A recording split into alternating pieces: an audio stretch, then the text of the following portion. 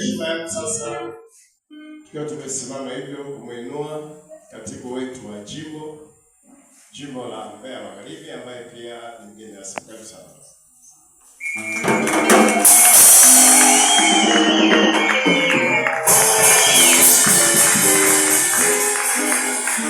Asante.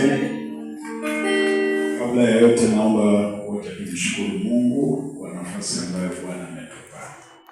Baba, asante kwa wema wako. Nimesimama katikati ya watu wako ambao umejaza maarifa, hekima, ufahamu. Achilia nguvu yako ya uponyaji katika jina la Yesu Kristo, mwili na roho vikifunguliwa kwa wema na utukufu wako.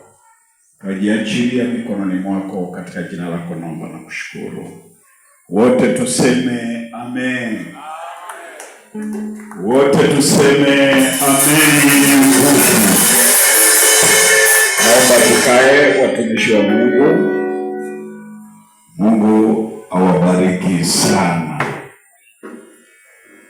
Nimesimama mbele yako, naitwa Edward J. Itende sio hapo jeshini, bali asili yake ni huko nyuma ya huo mlima. Kwa namtumikia Mungu hapo, lakini njia rahisi ni ile ya Karobe. Kwa niko hapo, ni mchungaji. Namshukuru Mungu tangu ameniweka hapo, ameendelea kunipigania. Amen. Ni baba wa watoto watatu wa kuzaa, lakini wa kuwalea wengi na wajukuu watatu. Bwana asifiwe sana. Lakini katika nafasi hii ambayo nimesimama mbele yako, katibu wa jimbo, nimesimama kwa niaba ya baba askofu ambaye alikuwa wepo hapa, lakini kutokana na dharura amekosa kuja, amenituma. Amen.